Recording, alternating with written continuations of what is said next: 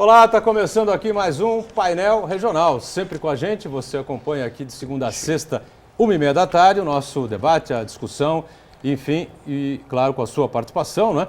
A análise e a avaliação dos temas importantes que fazem o dia a dia, que estão na pauta aqui da nossa região metropolitana, não é? E claro, debatendo também, discutindo, aprofundando junto com você os temas interessantes, temas importantes de nível nacional também.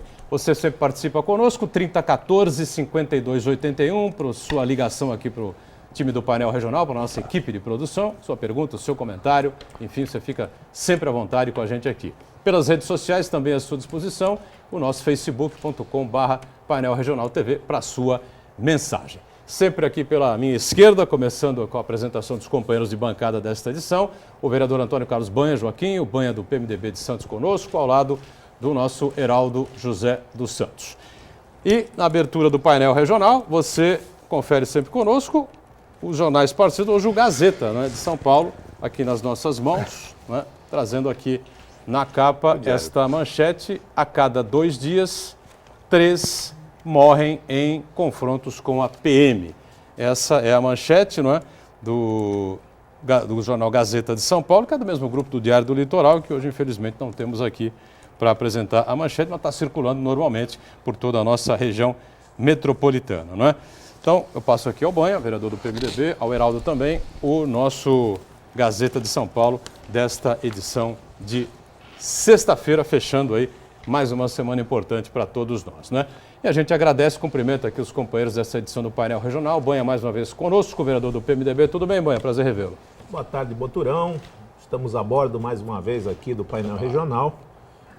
Também quero cumprimentar aqui o meu amigo, meu irmão, professor Heraldo José dos Santos, grande jornalista do saudoso Cidade de Santos, e que por lá viu grandes efemérides e cobriu grandes jornadas, como no dia de hoje, ao completar 75 anos, o atleta do século, Pelé, o rei do futebol, nosso amigo Heraldo cobria o 1000º gol, lá no Maracanã, onde o goleiro socava o chão, ficava com a cabeça atrapalhada, mas Andrada. Foi ali.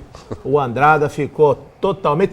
Mas ali, ô Boturão, você já tinha um sentimento, porque o Dalmo saiu para fazer a cobrança, foi pegar a bola para cobrar, e a gente vê nitidamente o Carlos Alberto Torres puxar o braço do Dalmo, e todos os jogadores do Santos já se encontravam no meio campo. Aí depois foi dado o início para a cobrança do pênalti, deu a famosa paradinha e o Pelé fez o 1000º gol.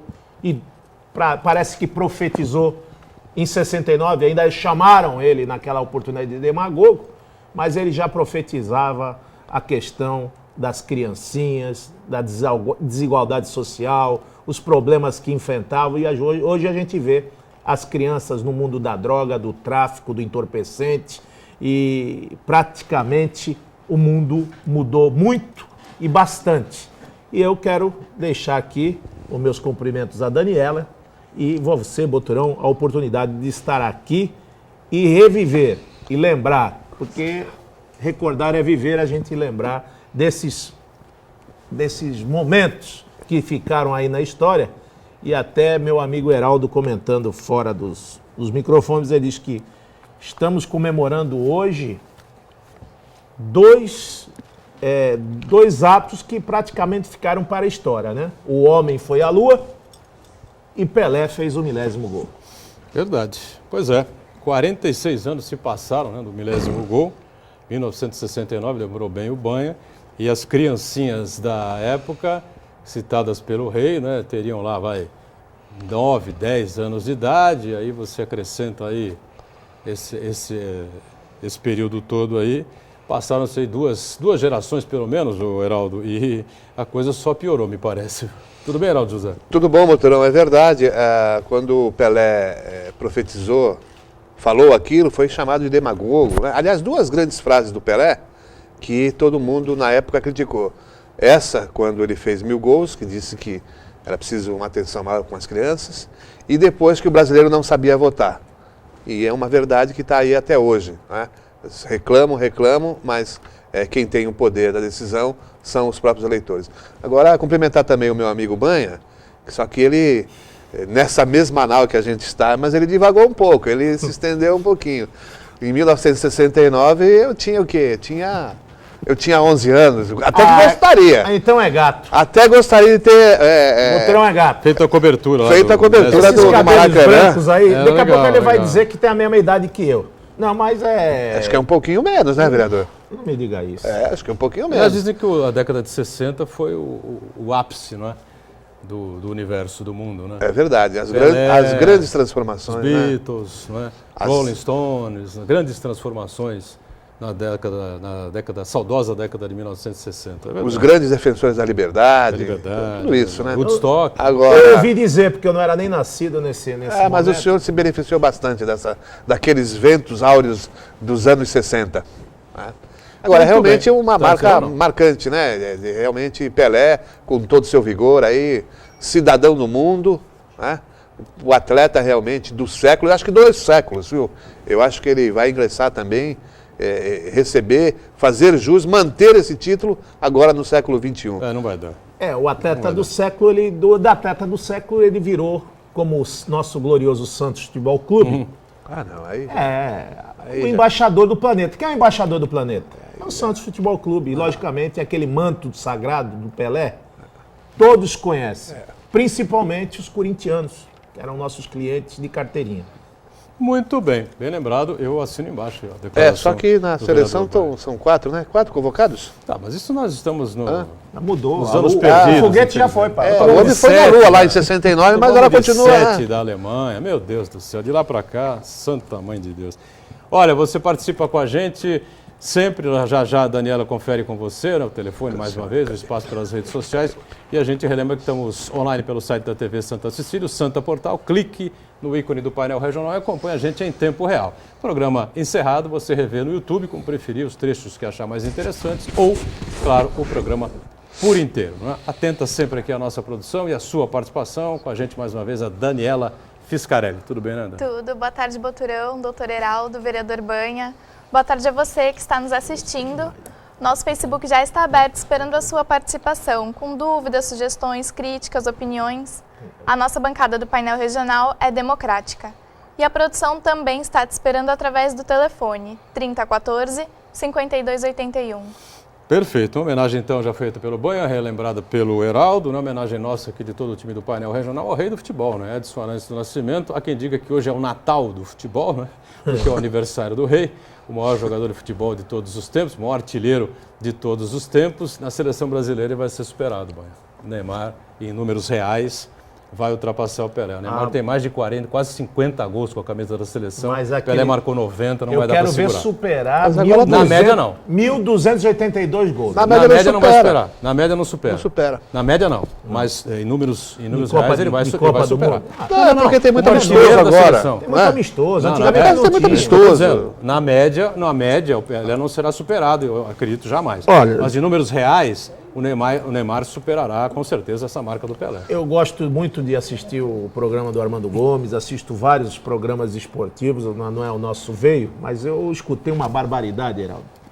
Porque a gente, times à parte, craques à parte, nós vimos futebol.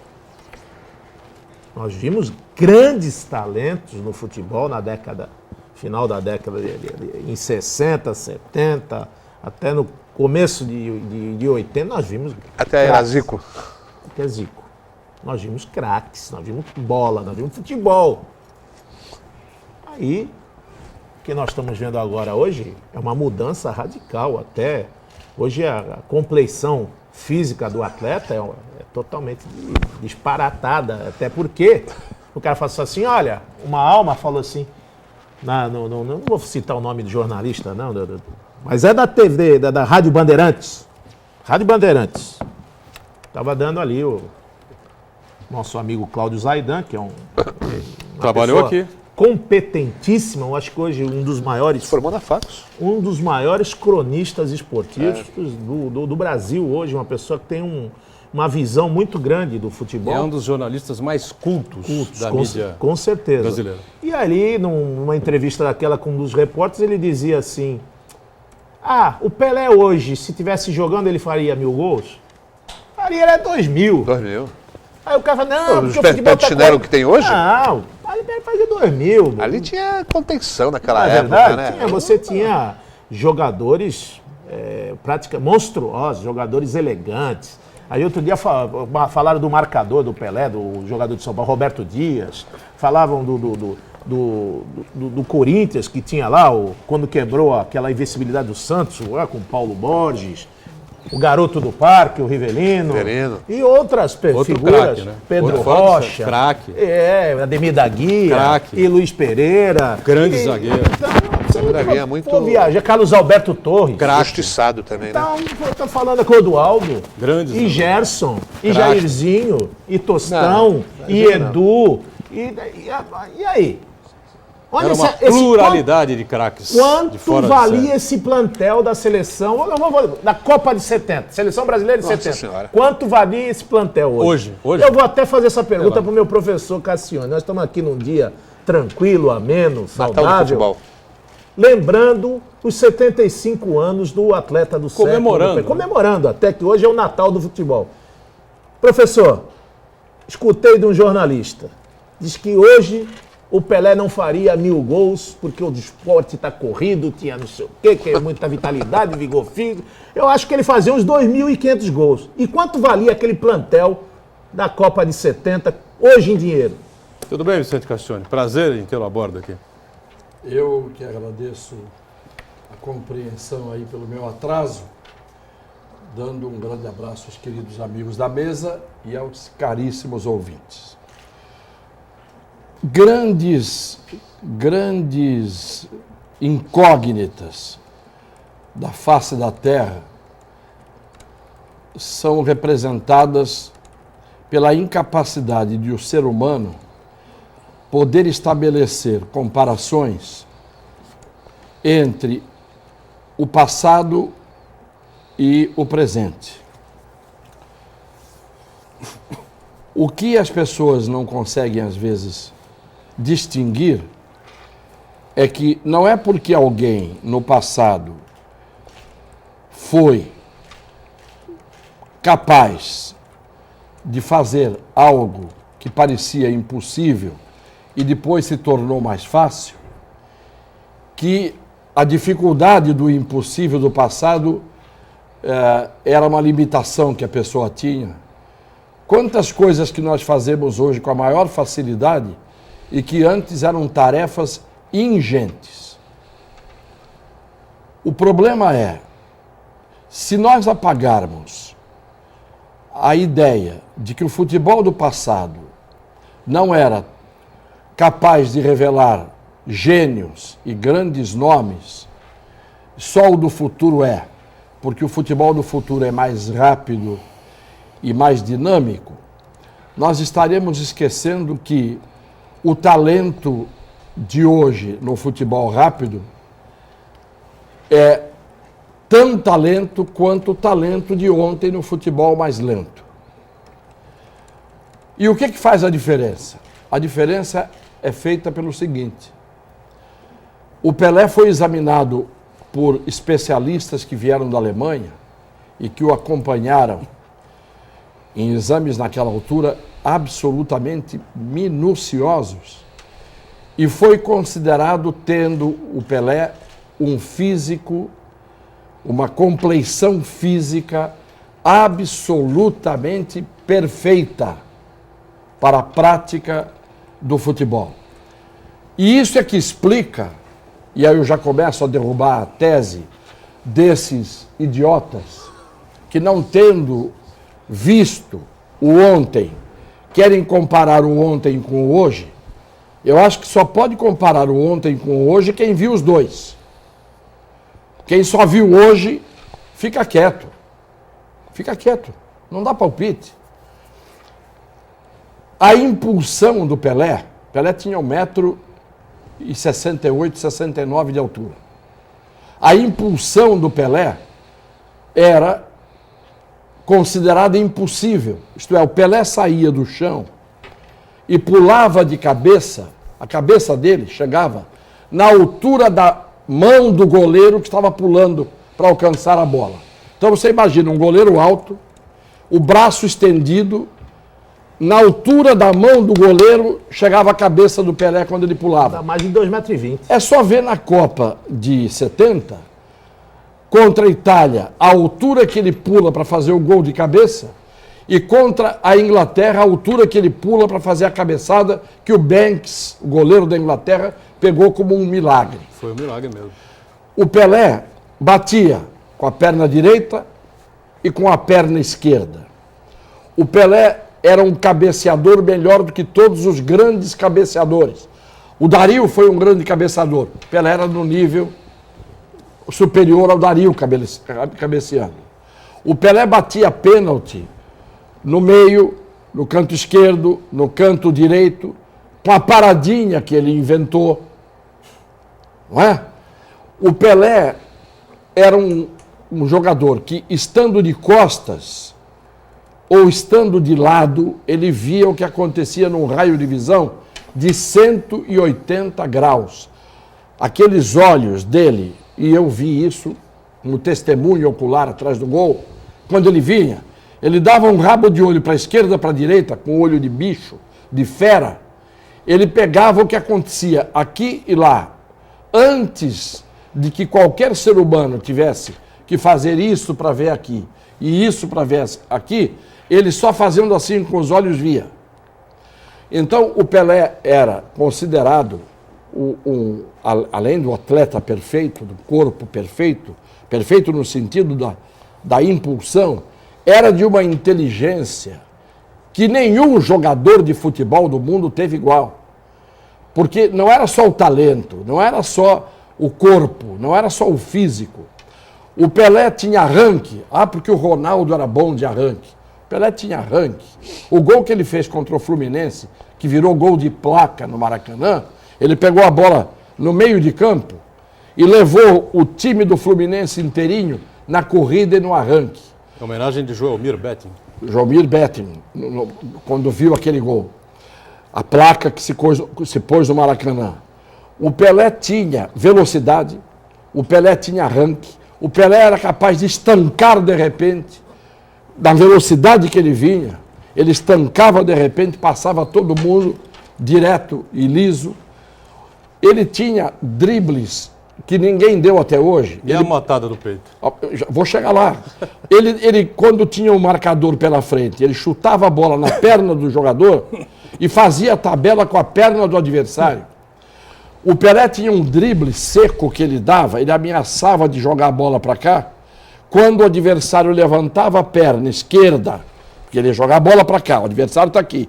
O adversário levantava a perna esquerda, estava com a direita aqui no chão, o Pelé dava um toque curto com a bola por aqui e o adversário com a perna direita no chão não tinha o que fazer. E o Pelé passava a 30 centímetros dele e o sujeito ficava paralisado que nem uma estátua. Quebrou a espinha. Quebrava a espinha.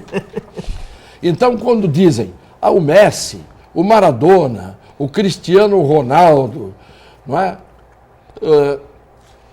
Vamos parar com isso. Junta os três, não dá o Pelé.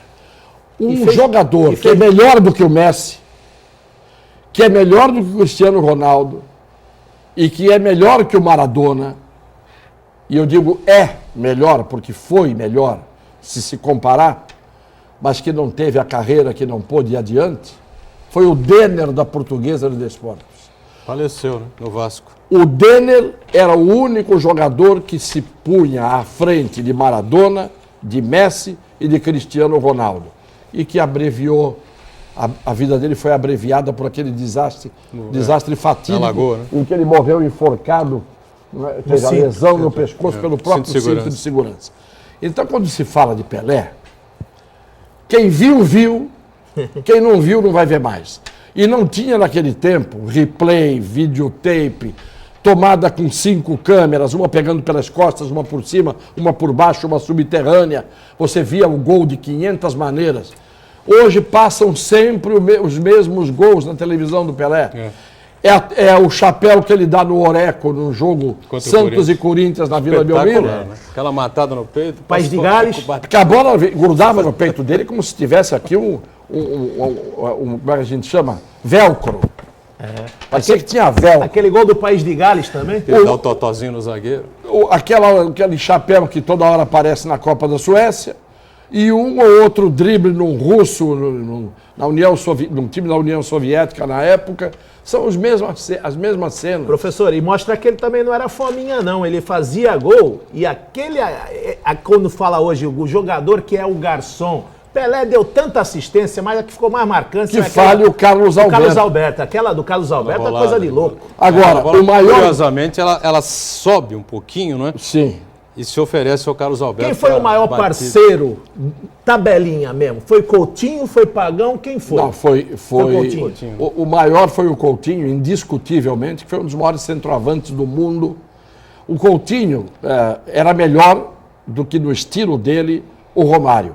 Qual era a característica do Romário? O Romário, dentro de uma área, ele com um espaço de 1 metro quadrado, ele fazia um latifúndio. Era a característica do Romário. O Coutinho fazia no espaço de um lenço, não era de 1 metro quadrado.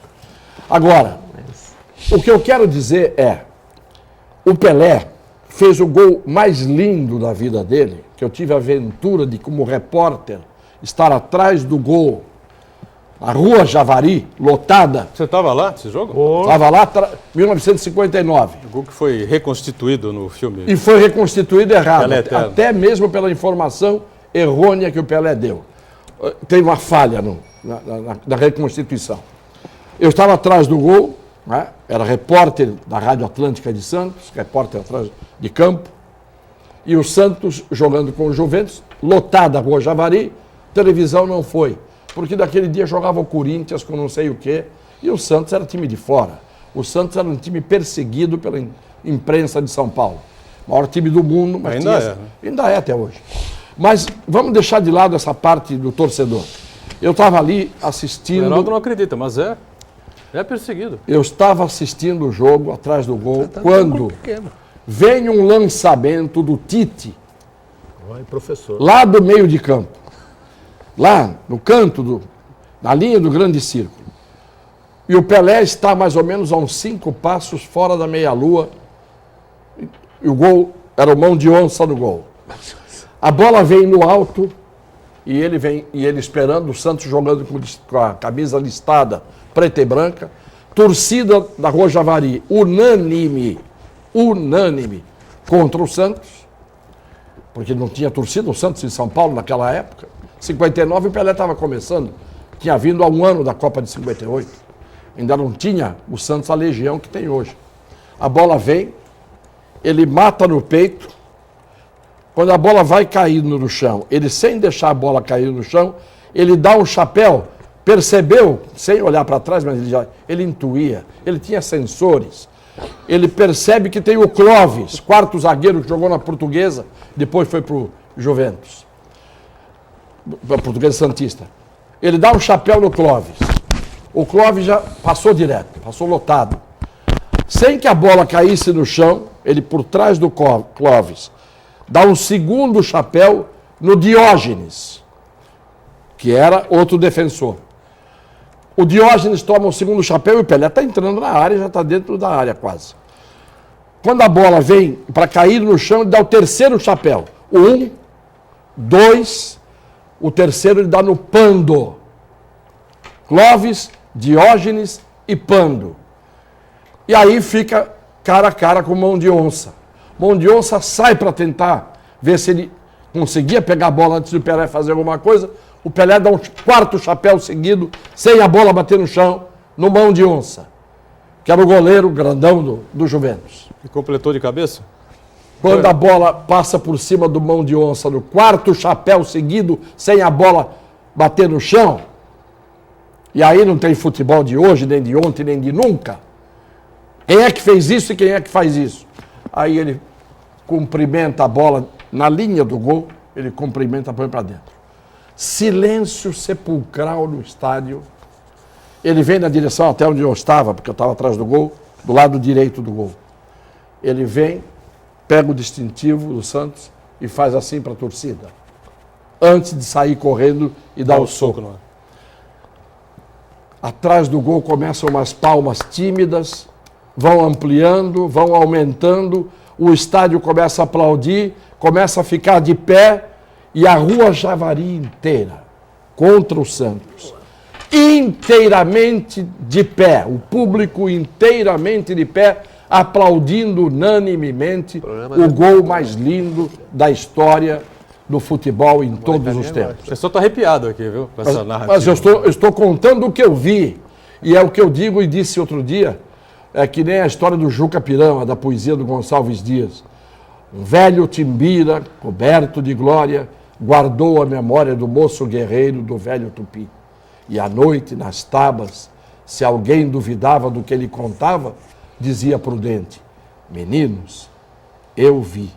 Meninos, eu vi. Isto que eu estou dizendo, eu vi. E qual foi o erro na reconstituição?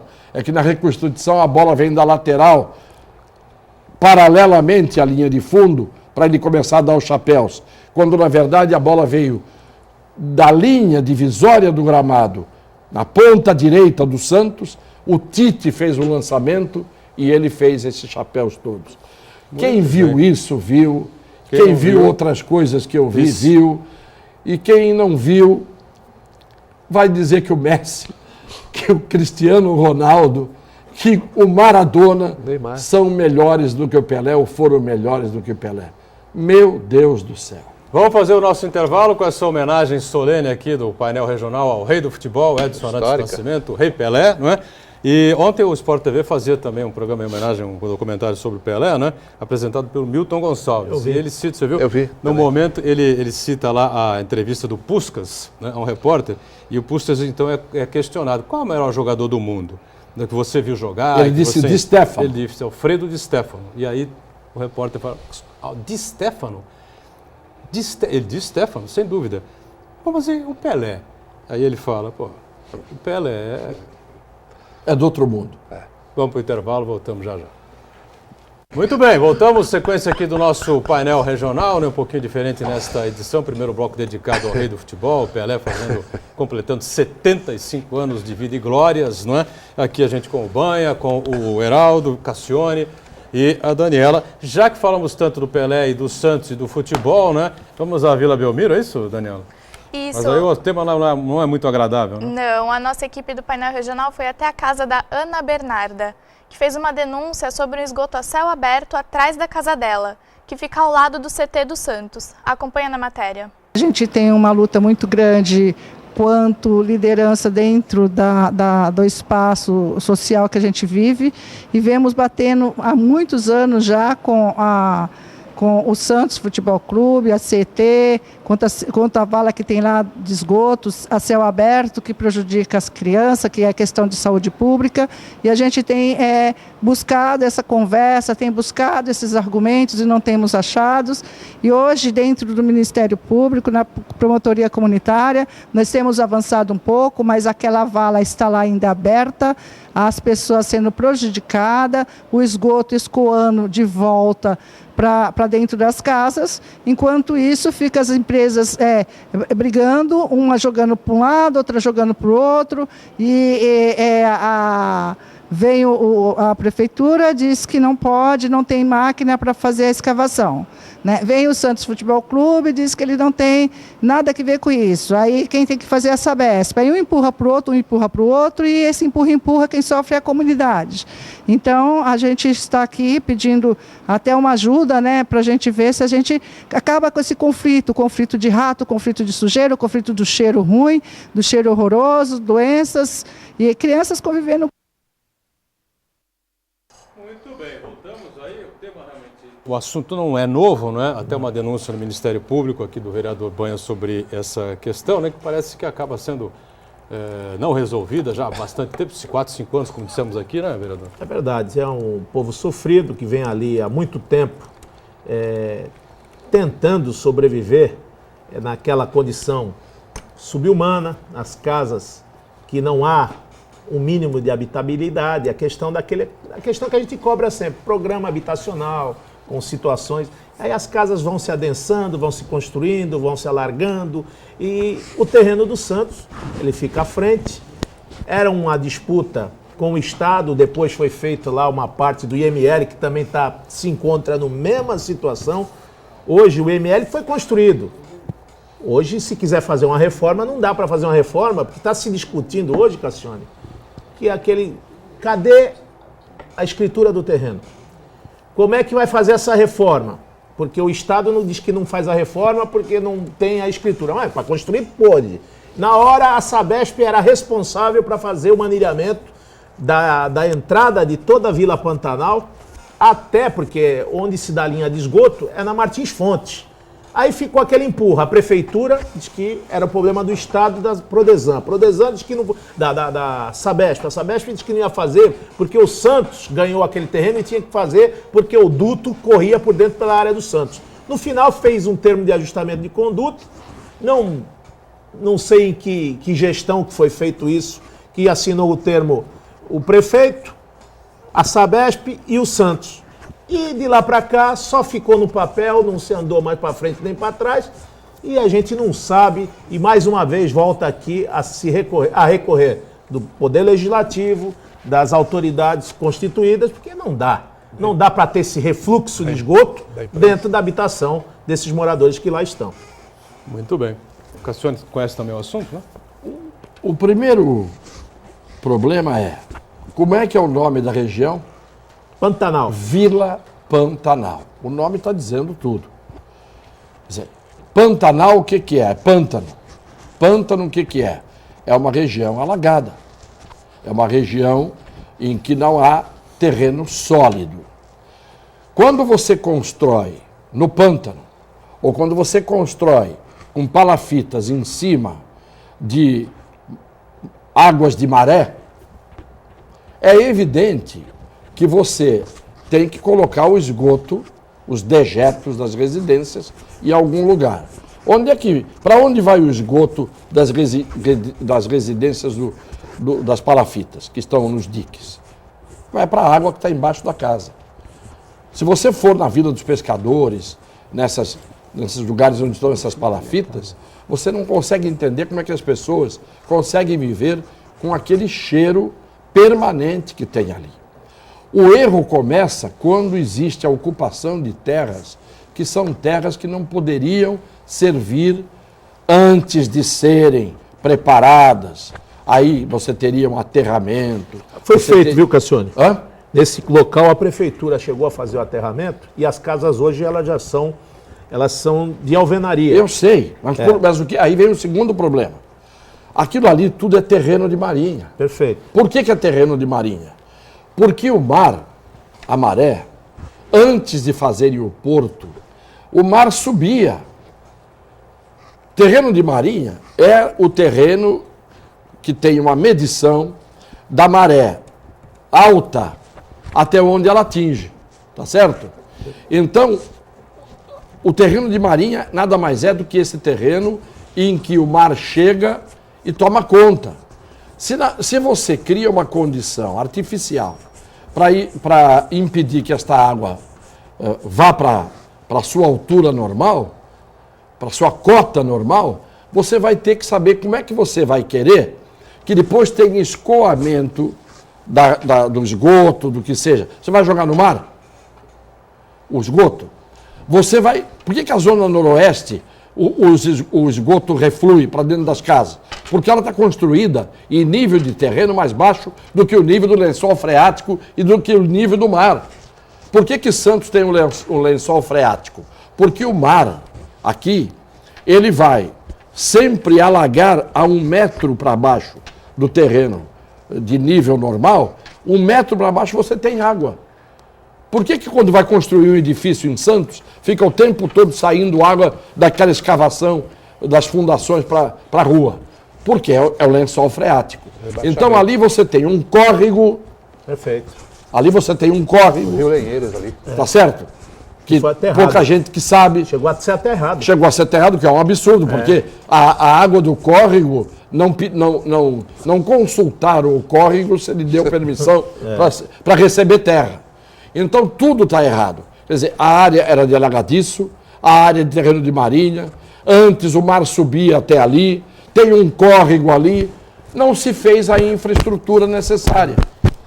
E aí acontece isso. Agora, o Santos Futebol Clube, que me desculpem os moradores Eu sei que a situação deles é uma situação que tem que ser resolvida, e o poder público, depois que deixa as coisas serem construídas, tem o dever de levar a infraestrutura para o lugar. E lembrar que o Santos veio depois disso. Mas o Santos não é Não. Sabesp. Não. O Santos não é governo do Estado e o Santos não é governo municipal. E o senhor se espanta que do lado da Vila Pantanal tem dois conjuntos antigos, são os primeiros conjuntos antigos, não só da parte do Atia Jorge Cury, mas tem dois da Coab. Logo na entrada da Pantanal tem dois da Coab ali, muito antigos. Claro. O espaço que estava reservado para trás era para dar continuidade a esses equipamentos, que parou, porque a gente sabe que a Coab não tem dinheiro, vai buscar dinheiro do CDHU, o Estado loteou tudo aquilo e foi fazendo o quê? Vai aterrando, e vai aterrando, e vai... Você já viu congelamento de alguma coisa, de favela? Não. Aí o cidadão vai fazendo, vai morando, vai se prometendo, olha, daqui a um ano, é o primeiro governo, começou com o Beto, aí ele passou do Beto, começou com o Capistrano, aí vem Beto, aí vem Papa, aí vem o Santos Novos Tempos que não sai do papel, aí vem não sei o quê, e vem uma série de promessas, só que as pessoas vão lá, vão falando, poxa, a quem cobrar? Agora existe tal de... Os promotores acho que estão ouvindo o programa Painel Regional. Já há 2 meses os promotores estão molhando o pé na lama. Existe a promotoria comunitária e dia 28 deste mês tem mais uma reunião lá dentro da Vila Pantanal, capitaneada pelo Dr. Carmelo, pelo Dauri e pelos outros componentes do Ministério Público, dando prazo não só para o Estado, para a Sabesp, para o município. E se o Santos tem alguma tratativa, que eu não acredito, porque o Santos vem depois dessa história toda, só que por onde... Eu até acredito, Cassione, que se falar com o presidente Modesto Roma, e como a área de passagem das manilhas é por dentro do CT do Santos, eu acho que não vai ter óbice nenhum de se fazer essas manilhas, desde que se faça pelo órgão competente, Evidente. Que é a Sabesp. Evidente. Então eu acho que é isso que a promotoria está querendo cobrar, que a Sabesp faça o que deveria ter feito há 20 anos atrás e que essas pessoas tenham, no mínimo, dignidade e consideração por elas, que já tem luz, Cassione. Tem luz, tem água, só não tem esgoto, tem telefonia, tem tudo lá que uma cidade tem. E se tem, alguém deixou, e se tem, alguém autorizou, e se autorizou, é responsável pela vida dessas pessoas. Sem dúvida nenhuma. Mas agora vai fazer. A Prefeitura acabou de firmar um convênio com a Sabesp por 60 anos,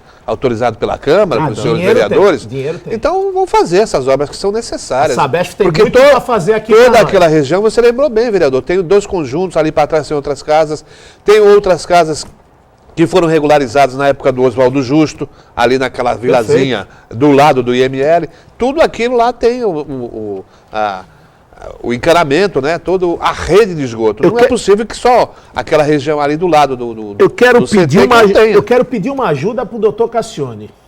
Porque eu tenho brigado, Cassione, constantemente, eu já não sei mais o que eu faço, o senhor sabe que eu sou um cara chato, eu sou persistente, eu bato a porta. Eu provoquei o Ministério Público por 3 vezes. Só quando alguém importante faleceu e que nós descobrimos que as câmeras que ficavam lá, que guardavam os cadáveres no Ministério, lá no Instituto Médico Legal, e aí depois veio o Ministério Público, deu prazo, veio aqui, a vigilância fechou. Trouxeram uma geladeira nova. No processo do Ministério Público, pasme, meu querido Cassione, não se pode fazer a reforma porque o cartório de registro de imóveis não sabe de quem é aquela área. Se construiu o IML lá, podia. Para reformar não pode. Esse é o argumento que o Estado dá ao promotor público. Então eu acho isso aí, passa moleque, conversa para boi dormir. Praia Grande está fechado, está utilizando o nosso sistema de IML aqui porque lá está em reforma. O que precisa mais acontecer para que se trate a segurança pública? Já começa por ali. Polícia Científica morta, Civil estribuchando, Polícia Militar não tem efetivo. O secretário esteve ontem no gabinete do prefeito, até na cobrança falou, olha, aqui em Santos parece que é a 4ª sinfonia. Falei, quarta sinfonia? Do quê? De Vivaldi. São 4 estações num dia só. São 4 situações num dia só. Eu falei assim, a polícia tem que antever, tem que planejar e antecipar para que não aconteça o que vem acontecendo em todas as esferas. Solicitaram a Operação Verão o ano inteiro. Mas, aí ele falou, bom, então não vai ser mais a Operação Verão. Vão ser as 4, Operação 4 Estações. Aí ele lembrou da ópera do Vivaldi. Quem falou isso? O Alexandre de Moraes. Solicitaram a ele a Operação Verão durante o ano todo. E ele disse que não será Operação Verão, então. Será Operação 4 Estações. Do Vivaldi. Professor. Vamos para o intervalo, voltamos na sequência do painel regional. É rápido. Muito bem, voltamos. Este é o terceiro e último bloco aqui do nosso painel regional. Banha conosco, Heraldo, Cassione.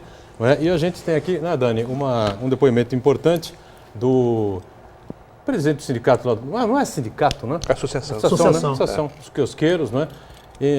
Avaliando aí esse decreto assinado agora esta semana pelo prefeito, né? Isso mesmo. Ele agradeceu a assinatura do decreto que garante a sucessão da família em caso de morte. Acompanha na matéria.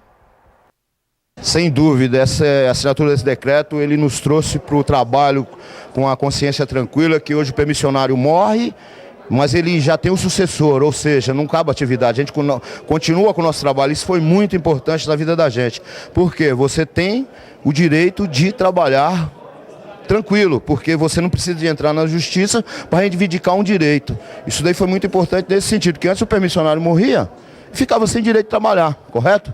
Ele estava trabalhando sob liminar, ele tinha que entrar na justiça. Hoje não, hoje você continua trabalhando legalmente. Isso daí foi muito importante em virtude disso. Por isso que o Paulo Alexandre foi muito honesto assinar esse decreto, porque favoreceu a todos nesse sentido. Muito bem, está aí o agradecimento inclusive ao Banha, né, que já se manifestou também na última quarta-feira, brigou muito por essa situação agora, solucionada com esse projeto, com esse decreto assinado pelo prefeito Paulo Alexandre, né? Perguntas, participações? Daniela, pois não? Tem uma pergunta do UEL. Vereador Banha, por que a Câmara dos Vereadores, sem mais nem menos, sem uma discussão com a sociedade que é a maior interessada, vetou a possível utilização do Uber aqui na cidade? Eu, como usuário e munícipe, quero ter o direito de escolher o que é melhor para mim, se é o ônibus, o táxi ou o Uber. Olha, isso é polêmico, né, vereador? Seria muito, o espaço muito pequeno, em 5 minutos, explicar para ele toda essa parafernália que foi criada aqui, mas a posição é clara. Primeiro, nós estamos tratando aqui de legalidade. Precisa ter, como diz o nosso professor Heraldo, o sujeito da ação, o verbo e o substantivo. Quem é o representante do Uber para estar nessa mesa de discussão que eu queria fazer até o contraponto com ele? Não existe. O Brasil, que tem primado em todos os momentos, buscado pelo menos gerar empregos com carteira assinada, fugir da informalidade, acabar com o transporte clandestino, trazer segurança às pessoas, porque nós estamos falando aqui de um Estado democrático de direito que tem os preceitos constitucionais e tem toda um glossário de leis que devem ser cumpridas. A partir do momento que você atropela a lei dos permissionários, das concessões do transporte público, e o transporte público, como diz a própria Constituição e no seu artigo 22 diz que é interesse local também, o transporte é de interesse local, você vai ver que não só o ônibus, como os táxis, como as lotações que vão ao morro, como também agora o VLT, que vai ser uma próxima novidade, as catraias e barcas que transportam as pessoas daqui a Vicente de Carvalho, e você tem vários modais de serviço público. Agora, imagine, Cassione, se nós aqui, com um sistema todo regulamentado, tem a fiscalização, a participação do Estado, já está difícil ter esse controle. Você coloca uma série de responsabilidades a quem vai explorar esse serviço, desde os carros, a manutenção, a qualidade, a validade. Se eu quiser também comprar um ônibus do jeito que está se querendo introduzir a figura desse intermediário, porque ele não tem carro, não tem ônibus, não tem nada. Ele fatura 30% daquilo que se deu na corrida do clandestino ao explorar esse serviço, que a gente não sabe quem é, se tem habilitação, se não tem, e se precaviu antes dessa... A gente tem que acompanhar a informalidade, acompanharem a tecnologia, desde que saia da clandestinidade e, ao mesmo tempo, tenha fiscalização, controle e para onde está sendo encaminhado toda essa riqueza, esse desenvolvimento. Eu queria perguntar para você, dá para fazer essa fiscalização? A Câmara vetou. Em Santos não pode ter serviço desse aplicativo Uber. Mas é possível fazer fiscalização? Em Santos fez-se a lei, o Ademir Pestana, de dizer o seguinte: não é proibido o que está proibido. Ou seja, não se pode ter transporte clandestino. Ponto. É isso que é. Se vai ser o Uber, porque já tem dispositivos para o próprio táxi hoje, a gente vê até na camisa, falamos de futebol hoje, camisa do Corinthians hoje tem o 99 táxi. É um aplicativo. Tem outro lá, o Easy, que é um outro aplicativo. Agora, o que está querendo fazer, e o Justo falava, na dificuldade gera facilidade, e a facilidade gera a dificuldade. Então, no momento de crise, a classe média baixou, desempregou, eu tenho que pagar a prestação do carro, Cassione. Aí o cidadão vai lá, eu vou transportar gente na rua. Só que aqui é diferente. No Concás não pode transportar as pessoas, os táxis têm dificuldade de trabalhar no Concás. Se você pegar um táxi para ir para o aeroporto, o táxi de Santos fica apreendido lá, porque não se pode levar ninguém fazer viagem para o aeroporto. Só as pessoas de São Paulo, não é isso? A gente tem visto isso. Então, tem que ter o controle, porque se não tiver controle, isso aqui vai ser o vale tudo, a Deus dará, e logicamente não é isso que as pessoas querem. Facilidade é uma coisa, agora, deformar o Estado Democrático de Direito e passar por cima de categorias, cadê a concorrência? Concorrência se dá quando todo mundo está no mesmo patamar, aí você tem concorrência. Do jeito que está sendo feito, alguém vai chorar, e sempre quem chora é o consumidor, ou o Estado, ou a própria cidade, que ela deixa de gerar riqueza, produzir receita, e essas pessoas levam o seu dinheiro para os seus castelos, para as suas ilhas aí longínquas e distantes, como a gente tem visto com empreendimentos até no Porto de Santos. Muito bem. Daniela, mais participações conosco aí? Sim, o Osmar Teixeira diz: quero mandar um grande abraço a todos e comentar que, infelizmente, ontem perdemos um grande mestre do Karatê. Sensei Kazunori fará muita falta entre nós. Kazunori Yonamine foi um dos alunos do mestre Shinzato, também depois montou o seu estilo próprio na Praia Grande, um grande professor, um grande mestre, vai deixar saudade, está sofrendo muito, e deixa aí a figura do nosso sensei Osmar. Osmar é o seguidor e o responsável hoje pelo estilo que é dirigido pelo nosso querido Kazunori. Fica aqui os nossos mais profundo pesar, a sua família e a todos os seus alunos que praticavam o Karatê lá na Praia Grande. Perfeito. Daniela, pois não. A Elizabeth Teruel da Encruzilhada pergunta: Cassione, depois que eles perfuram o lençol freático, como fazer para o lençol deixar de soltar água? Porque o prédio da Odebrecht, aqui na Senador Feijó, até hoje solta água, já faz 3 anos.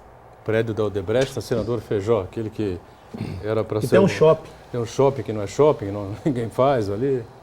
Não, quando se cava e se atinge o lençol freático, a água não sobe. A água que vai para a rua é bombeada, porque quando cavam 10 metros, 15 metros, para fazer garagem de prédio ou fundação, as fundações, aí sim você entrou no lençol freático. O rebaixamento. E aí você passou para baixo do nível onde já está a água. E aí você tem que bombear o tempo todo a água para você trabalhar ali dentro. No momento em que você tiver as fundações feitas e tudo, a água vai voltar. Se tiver a garagem é blindada, a água vai voltar ao seu nível. O lençol freático, na verdade, eu vou dar um exemplo aqui, ó. Ele tem esse nível aqui quando a maré está baixa. Se você tem a maré alta, a água sobe. Aqui está o nível da terra. Se você cavar até aqui, você não chega no lençol freático. Se você for para baixo, você chega no lençol freático. Então não pode a água ficar saindo. A terra está aqui nesse nível. O lençol freático está aqui. A maré baixou, a água baixa. A maré subiu, sobe. Mas sempre abaixo do nível da terra. Não tem como a água sair. Essa água que está saindo na Senador Feijó, eu não fui ver, não sei como é que é, para ela estar permanentemente saindo, é uma água bombeada. Ela deve estar sendo bombeada. Por quê? Porque em algum lugar ela está se acumulando. Deve ter garagem subterrânea lá. Exatamente. E ela está sendo bombeada. Com certeza. Tem alguma infiltração e ela então tem que ser jogada para fora, né? Normalmente o lençol freático está quieto na dele. Se você for cavar até a água, o nível máximo da água, você não encontra água. Só encontra a partir do nível máximo da água. Muito ela bem. não sai. E nós estamos esgotando aqui nosso tempo, encerrando mais um painel regional. Obrigado ao Banha, vereador do PMDB, participando sempre conosco, o Heraldo também, não é, Cassione, também participando sempre aqui do painel. E a Daniela está sempre com a gente aqui de segunda a sexta, junto com você, com a nossa equipe de produção. 1h30 da tarde ao vivo, reprise às 8 da noite, 2 edições do Weekend no final de semana, sábado às 3 da tarde, domingo às 5 da tarde. Obrigado, tchau. Advogado hidráulico.